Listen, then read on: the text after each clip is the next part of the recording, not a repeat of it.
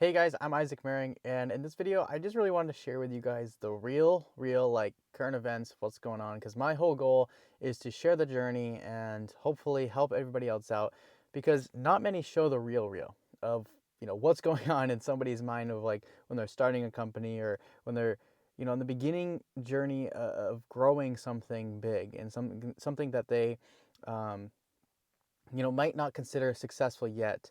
And I think you don't usually see that, right? You don't usually see uh, the actual realness of an entrepreneur. And so within that, I think I'm trying to do a better and better job. It's really hard though, and I understand now more than anything of why people don't usually see it. It's very hard to share this stuff, and because in the moment you more of just wanted to solve the problems. You more of just uh, even when you go through like tough stuff, you're like, I don't want to be worrying about sharing this stuff right now. I just want to go and figure it out. I want to go get through this, and that goes with like everything. It's actually a very hard thing to do in sharing the journey. It's something that you could be like, well, it's so easy, just pick up and tell people what you're doing. Um, and it comes always to the question of like, well, do people even care about this? And I've always told myself, well, eventually, there's certain people that would, and I would love to see if other people share their journey, because not many times can you see in a more realistic, or I should say relatable way of where people start. And that's my whole goal. So right now I am an owner operator of my Eagle Lawn Maintenance Company. And just to give that perspective, right now it's not like not anything great. Like I'm a owner operator and currently just zero employees, but like, some part-time help. And I've been in this business for lawn and outdoor service business. I mean, I started it when I was like, I did odd jobs here and there when I was 13, 14 and mowed lawns then. And then I actually like took it to the next level when I turned 16 and had my license and get truck and trailer. And that's where like I really formed this business. And then I ended up taking a break and going to real estate and then coming back into it, reminding myself that real estate was more of just a shiny object that didn't end up being the business I actually wanted to do and like the problems I wanted to solve. And it it came back to like a time where I thought about myself. I'm like, well, no, this is the style of business I like. This is the vehicle I really enjoy. I want to make better, and that's where I mean I guess the decision came from. It's not that I like honestly, yes, sometimes real estate, just the way I look at it, can disgust me in a way where it's like, oh man, I don't want to do that anymore. But I love real estate. Like I love the game and investments. I understand the game, and it's like it's still like a flipping game. It still has its highs, but it has its lows, and it has different problems you need to solve to make it like a sustainable business. And for me, it just didn't. It was just not clicking with me.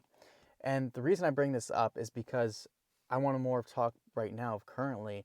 It kind of transitions to a similar question I ask myself is I really enjoy the vehicle I'm in.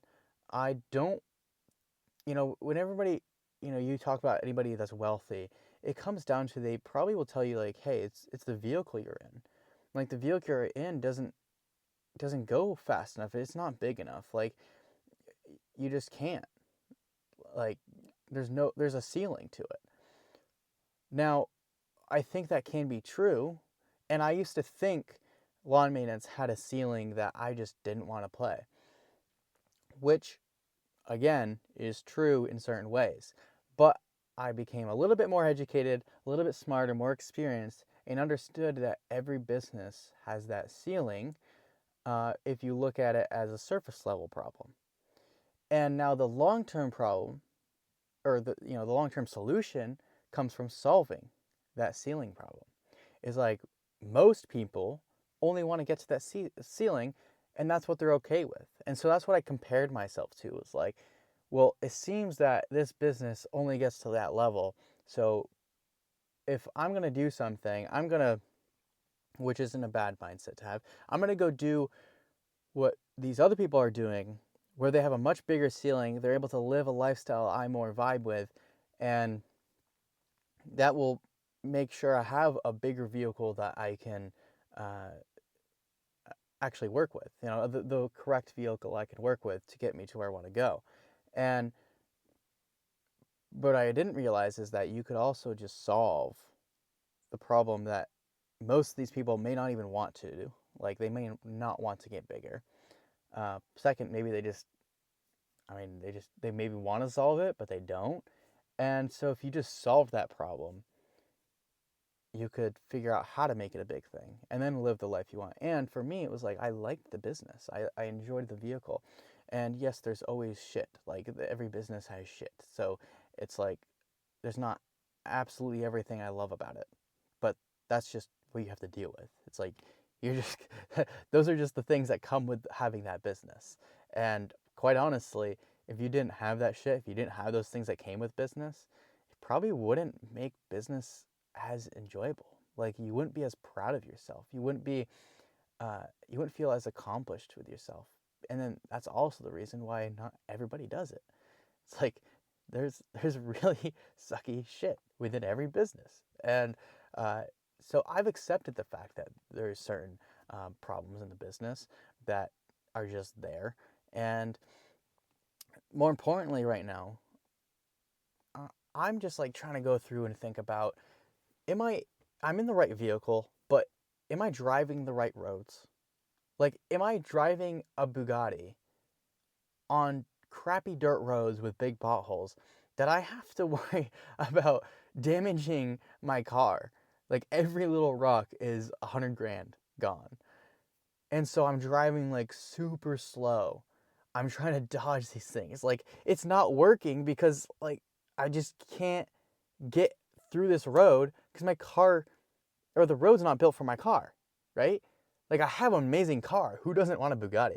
But if I don't have the road, the correct path, the correct road that I can take it on, then this car can't see its potential. And this analogy I like a lot because it's like, I love this car, dude. I love this vehicle I'm in. But am I going the path that brings me to the most success that I can have? And it can maybe be a little more dumbed down. Maybe I'm just driving,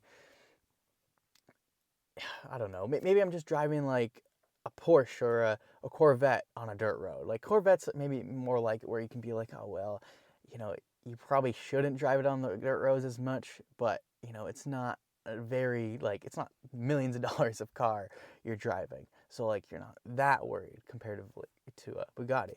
So it's like the car could do more, but you know, it's fine. Like you can take that dirt road, uh, but it's just not ideal. It's not the fastest way. It's not the best way. Like where you actually enjoy driving this car, it's probably on the windy paved, like no bumpy roads, like a freshly paved road that you can take and just go fast, and then an empty road that you can just go even faster on, not have to worry about traffic. And that's where you can enjoy the vehicle you're in, and not just enjoy the vehicle you're in, you can go farther with it, you can go faster with it. And so in my head, and where this comes down to a real play, is I in the future, or I see myself being more of a owner within a company that acquires other businesses that are, you know, people are retiring these days. Like people are trying to give up their service businesses, and these have real value. Like they have real customers, real employees, real systems that when you think about it, it's very sad to see them close down because they spend all their life building this thing that just dies. It's just like the employees have to go find their own way, and the customers now have to go find their new service. And it creates a big strain for everybody, and the owner probably too is like, well, I don't want to stop. Like, what do I have to do? Like, I have to just tell everybody sorry, like I'm done. And there's that huge problem, which honestly I feel for it. It's like, yeah, I think that business should keep going. Like, if it's successful, it's making money. Like, it's very hard to be like, I'm gonna walk away from this, but because that's what I need to do. If I'm retiring, I'm like, I want to retire. I'm done. It's like I've put everything I had into this business already. I don't want to do it anymore. I want to I want to be done working. And that's where that's where a lot of people are at right now. Like, we're trying to retire from their business and they have no idea what to do with it. And even trying to sell it, maybe they're having issues, or they just don't know, where to go. And then they want somebody that's actually going to be in there to keep it going and keep it, maybe even make it better, more efficient. And that's where I see myself, as being able to provide that value to these sellers. But also, selfishly, I'm able to acquire companies that are already making cash. These might have been businesses that have been already running for 20 years. It's very likely, if it's been successful even in the last 5 years, like, it's still been crushing, and the systems and employees in place are very strong and healthy, I could go into that business and do nothing and just learn the business and learn, the area it's in and the industry it's in a little bit more before I try to make changes, because it's already doing good. I don't have to revive it. And this is something that then creates a question of leverage play. It's like, that has much more leverage. And when you can go into a business that's already making money versus starting a business that you have to pay money, that you probably go through 3 years. Like, most businesses, you go through 3 years of, like, the first year is just like trying to get your feet wet and you're not making any money that year. The second year, it's like, okay, things are starting to, like, pick up and go the right direction. And then by the end of the third year, like, okay, like, we made good profit, like, we're actually, like, we got a good flow. And you can skip all that by just buying the company that's already cash flowing. And in my mind, it's may have been a limited belief that, like, I'm even questioning myself today. It's like, I I mean, I've been in the business for like 7 years. I've been an entrepreneur for, I wouldn't say a really long time, but long enough to the point where it's like, I know, I'm confident enough. I know how, like, to operate a company, and if I don't know anything, I can learn it. Right. Most of the time, you're gonna have to learn new stuff anyways. Like, it's a never-ending game of just educating yourself, leading people, and, like, just getting better and fine-tuning your skills. And so in my head, I'm like, well, maybe because I haven't built this thing from scratch, then I'll lose out on, certain skills, or certain educations I won't, learn otherwise, or maybe I'm just not ready to do that. But I've been becoming more and more confident in the fact that, like, well, if you buy a company that's already making money, you don't make big changes.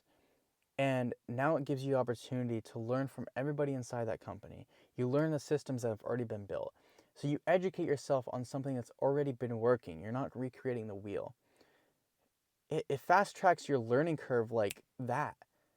And not only that, it fast tracks how much, money's coming in like that, right? It's already there. The customer's already there.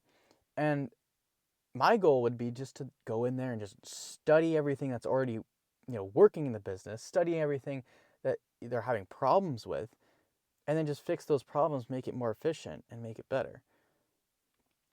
But I wouldn't want to just totally, like, go in there and destroy everything, right? It's not like I would go in there and, of course, there's always going to be mistakes made, but your goal is to focus on the problem, solving the problems that make most sense for the company. Like, what are the biggest problems and the most immediate problems that you need to solve? And those are the two that the organization might need. Whereas the person retiring, it might not be that, they ran a horrible company. They might have been doing really good. It's just that it came time to be like, well, they just didn't have the energy to just keep it going. Like, at some point you hit a level, you're just like, I don't want to, like, do this business anymore. Like, I want to go and travel. I want to go do something else. I want to go spend time with my wife and my kids. And that's where an opportunity lies. And so when I ask myself, like, I'm 20, 21 this year, and I'm like, well, I mean, I've been, I guess, in the grind phase since I was in high school. Um, do I continue just, like, trying to do this grind thing where, I keep starting my thing, right? Like I keep growing my thing that I started myself? Or do I try to provide value to people that are already retiring, that have a business going, and I can go in and bring my young energy, because there's going to be a big difference. Like, I think old energy and young energy are some of the best two to collide together, because one is like nobody nobody was alive when they were. Like, I wasn't alive when they were, let's say. So they have experience and knowledge from like the foundations that I might not have. And then they have the years of experience, whether it was like in that industry directly or just in life, that they were able to apply to this business. And whether that's relationships and all that, like, they've had the time to build all those things. But now I have the time to then take all those things and make them greater and make them more efficient in modern day technologies. Because also within that time they've been, living life and growing their business, there's also a lot of new stuff that's been happening. And with a lot of younger people, like, you can make an example of like social media. When you're hiring somebody for social media management or in the social media realm, you're probably not going to go to the 80-year-old. They're not going to understand it as well as somebody who is like 16 through 25. Like, they're probably going to be your best bet. And not even probably, they are going to be your best bet, because that's the game they've grown up with. That's just the style of life they've grown up with, and they use it all the time. And then they have a lot more, young creative energy, and how to do certain things in a different way, where somebody who's 80 is like, I don't understand any of this technology. How do I even make a call to my friend? Like, that's just the difference. But I tell you what, that older person probably knows something that the younger one doesn't. They also can do something the younger one doesn't. Um, and that's what makes it super powerful in this almost like disconnected society, which is actually, I think, if you connect them both, uh, becomes like a powerhouse. And when I'm thinking about these opportunities and bringing that up to myself, it's like, well, I could take something that was like really old and rooted, and then just stack on top of it and enhance what's already been built. Not only can I make the culture of that business, or the business's value there, better for everybody inside of it, and then on a selfish side, it's like, well, I can do this on a much higher leverage scale. It's like I'm buying something that's already making, let's just say, in net cash flow 100 grand a year. Versus if I'm trying to start my own thing, it's going to take me 3 to 4 years to make a net cash flow of that. And that's time. Time is valuable. It's like I could have been spending 3 or 4 years, even just acquiring this one company that's already had this net cash flow, to then just enhance it and expand it for those 3 to 4 years. Which is everything I'd pretty much be doing in the company I'm building. It just takes me much more grind and much more work, because then I have to get the customers, I have to get the employees, I have to set up the organization, I have to like be building this while I'm trying to enhance it, versus it already being built and then me enhance it. So for me, I'm like, I could totally, like, I think not everybody should do this. And maybe if you're like a very like entry level starting entrepreneur that has never like done anything business wise, probably isn't the best way to just go and acquire a company. You might just tank it. Depending on where your skill sets are at, and education levels, who you have around you, it probably isn't the best option. You might need a little bit more hands-on work to begin with. But I've had a lot of hands-on work. I'm not gonna say I've had, more than everybody else. Like, I have like tons of experience, but no, like, I've had a good foundation. And so I'm like, well, if I just go the route of trying to acquire companies that aren't going to be like $10 billion companies, no, like, they're manageable companies that I'm confident in, applying my skill sets to, then, and it has higher leverage, it saves me time. Why not go that route? Why not drive that road with this amazing car I have? And I think the only thing that holds me back is obviously I already have this thing I'm building, so that already has a cost to it. It's like I'm already building this thing, and I don't want to jump from here to there, here to there. But I mean, the goal of this company is to grow multiple locations to a certain number. It's like I'm fine with, like, I don't need each location making hundreds of $1 million. Like there's a certain limit I'm okay with, and I'm like, oh yeah, this is good. This is exactly where I want it. And for me right now, that's between the numbers of like 6 to 800,000, or like maybe like 800 to a million, just with like the how we're gonna be doing things. But like in a normal like $6 to 800,000 management type range. So this will have like a handful of employees or crews, and they will be able to be managed properly and have like a good small culture. It won't be like crazy big, like per location. And it'll be still good family small business, but that one will be just like totally efficient, and then it won't need me every day, I should say. It won't need me every day. And then I can do it again and again. And so just multiply them across the state and then across the country. And then as you do this thing, it will just become easier and easier every time to jumpstart a location. But the thing is, I don't think the best idea is to just jumpstart a location from scratch anymore. I think the best opportunity lies in the fact that why if I had if there was an opportunity of a retiring business owner that was in the lawn and landscape industry in the area I'm trying to jumpstart a location, yet he has all the customers, he has the employees, he has the equipment, he has the roots built already. Why would I go start from zero in that location? Like, I'm starting from zero. He has everything. Like, I'm starting from zero, and then eventually he's either going to just close the company or sell it anyways.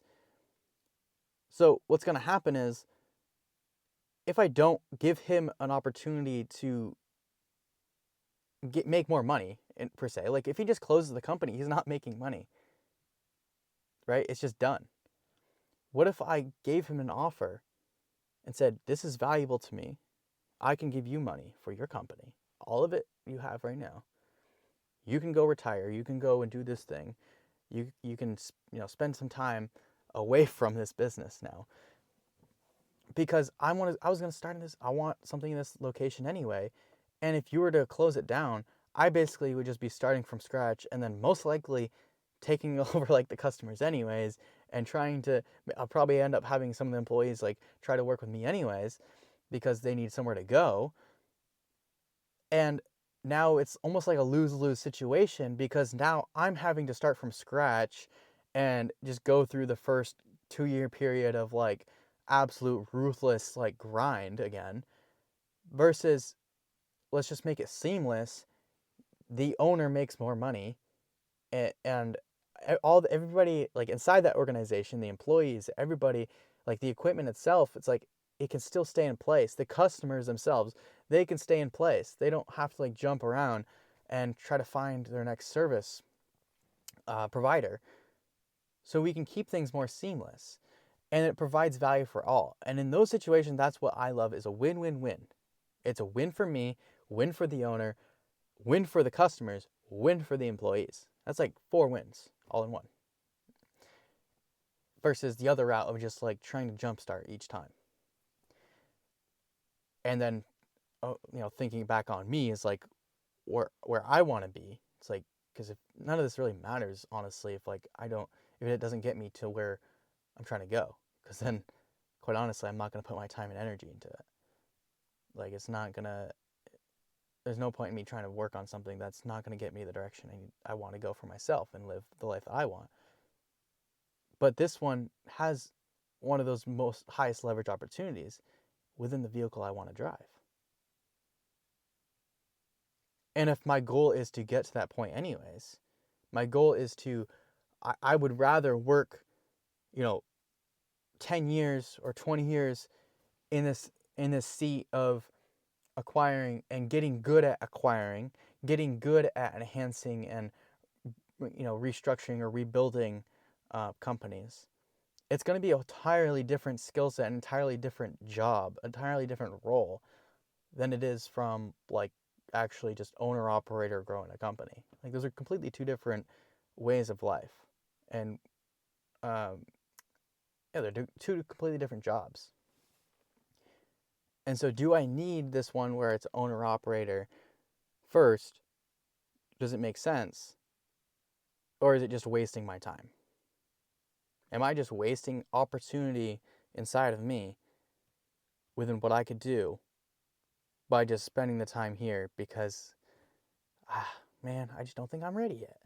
Or, man, it's like, well, I haven't done it yet. But the whole point of business and like taking these risks is like, I will never have done it yet. Like, even if I'm growing this thing, each level I haven't done yet. It'll all be new, anyways. And it's even more risky this way because now I have to do it on a not so stable, not comparatively, a not so stable foundation. Like, I don't have a business that's been running for 10, 20 years and has employees and has already shown a good track record, not only to customers, but to itself. Like, the business is bigger than everybody else in the company. Like, there's the business, which holds everything else below it, right?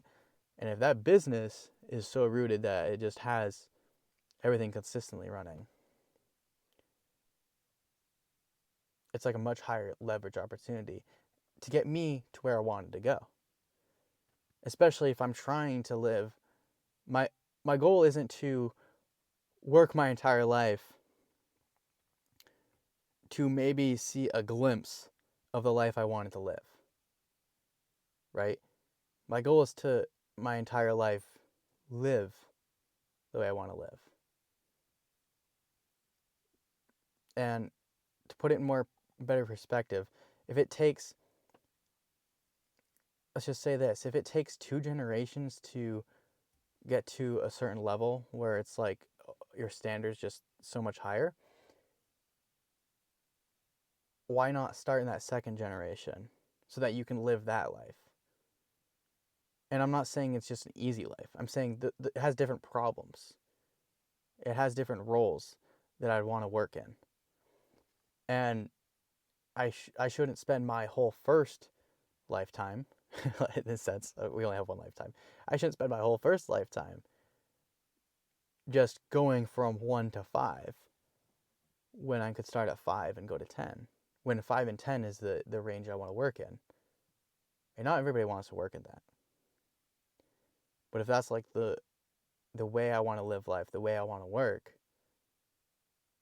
and I have to get good at those. Like, you don't get good at 5 to 10 when you're in 1 to 5. You get good at 5 to 10 by working from the 5 to 10 level. Right? Like, you don't get good at something unless you're working on it. And I want to be really good at the 5 to 10 level, not the 1 to 5. I almost could care less at the 1 to 5. Like, I want to be good at the top. Not just like, I don't want to just get to the top and then be like, oh, well, like, I'm kind of there, but I'm not really good at this level. I want to be good at the top. If that makes sense to my fellow viewers here. And so that's just more of like the real of like the question I ask myself right now. And the thoughts that go through my head is like, I could be maybe working a higher opportunity that honestly would be solving other people's problems, providing value to these other people, instead of watching these things just die when I could just be the one that keeps them going. And instead of me selfishly thinking, well, I have to go do this thing because I don't believe in myself yet or something. Like, I don't see, and there's a part of me that says that, like, yes, the real is there is still like good foundational growth that you do learn within building your own thing from like scratch. And I think most entrepreneurs start their thing from scratch, but that just cuts away time from your life. That cuts away time from the life that you could be living. And it's a decision of like, is that what you want? Like, is that the life you're wanting to be living? Like, if that's Is this the next 10 years I truly want to be living? Is it worth me living this 10 years for my lifetime?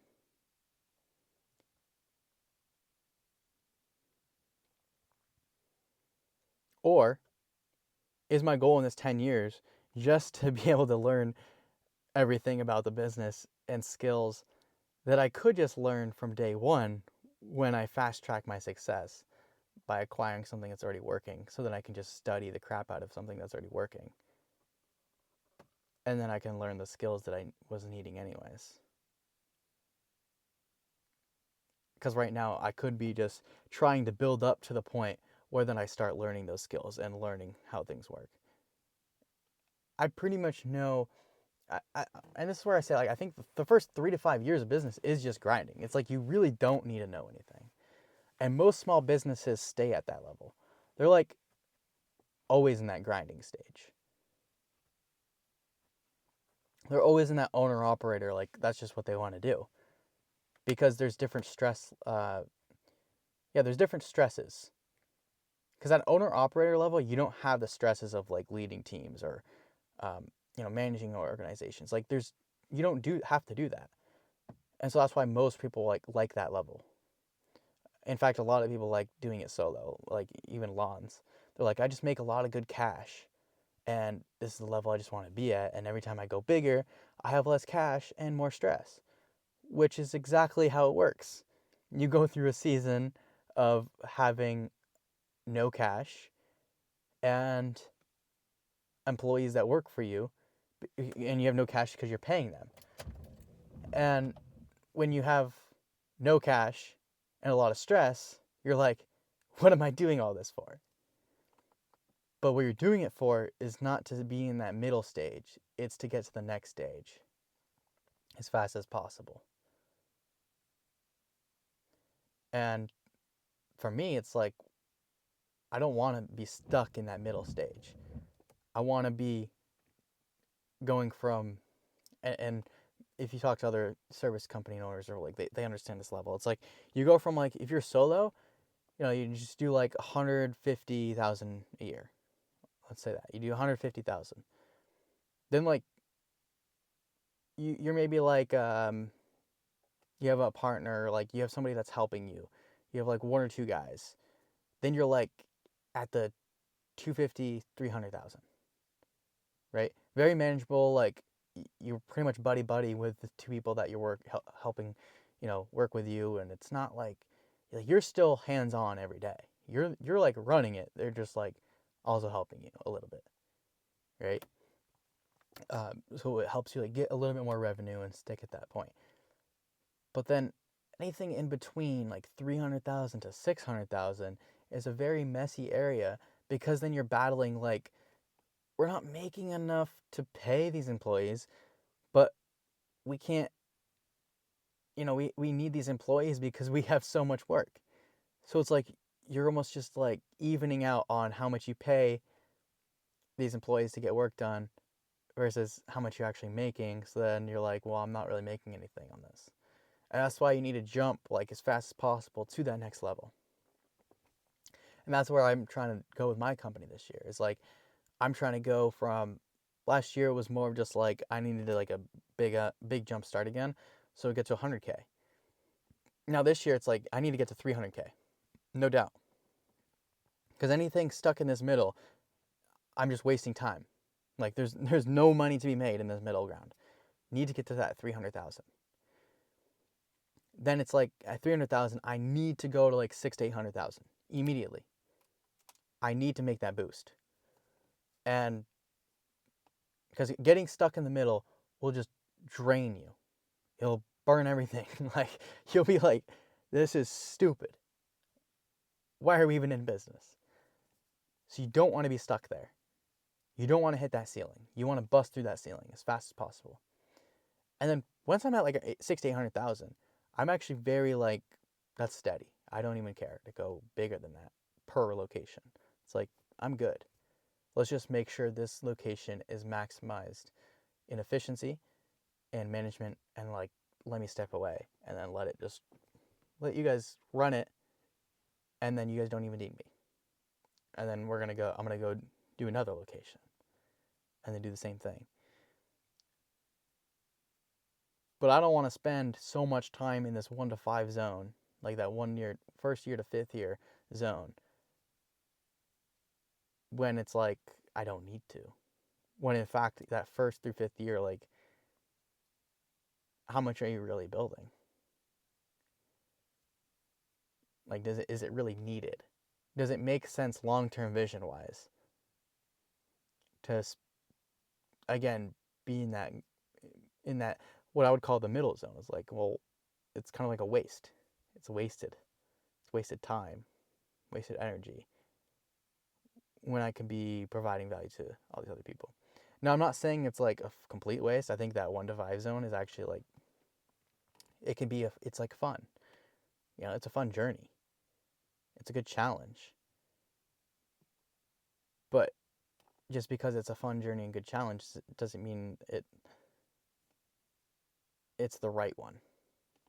Like, are you just because it's, you know, maybe a fun challenge to drive your Corvette or Bugatti on a dirt road, is it the right road to be driving? No, it's probably not. Like, or even like opposite way. Like, say you have like a side by side or an off road Jeep that's built for off roading, and you're driving on the pavement. It's like this vehicle has so much more potential in a different area where you could have so much more fun, and you're wasting it on pavement. Like, what are you doing, right? It's like, why you got a pavement princess, but it's built to be having so much more fun everywhere else. It's like, you basically gave it no value. Like, you put so much time and effort into this thing that it's not even using what it's worth. It's not even using what it's for. Doesn't make sense, does it? And those are like the analogies I kind of attach to this, because that's what I think in my mind of, does it make sense? And hopefully this can help anybody who's, you know, beginning entrepreneur, to help relate. You know, this is like the stage I'm in. This is like the real of like what's actually going through an entrepreneur's mind. And it's not only that, like, of course right now there's a lot of other things, like, okay, I need to make sure the spring rush just like jumps to the 300,000 range, because most of my business, this industry is built on the spring. That's when you get most of your customers. That's when you're going to line up all the jobs. Not only you're going to line up immediate like cleanup jobs, you're going to line up jobs that are 5 months down the road, and you're going to line up the jobs that are recurring throughout the summer. So it's like all at once within 2 months. You got to make sure you can sell, bring in new customers, like sell those jobs, fulfill the immediate jobs, schedule the future jobs, and just set it all up all at once, basically. And so that's what I'm focused on right now. And it's like, it's almost like the biggest, like the new heights, right? It's like the new challenge I haven't done before. So that's like currently what I'm doing. And then I'm learning a ton. Like, I've loved the way I'm setting things up, and I'm excited. We have some good, I guess, light at the end of the tunnel. I'm seeing some good progress. Definitely not where I want it to be, but it's getting there.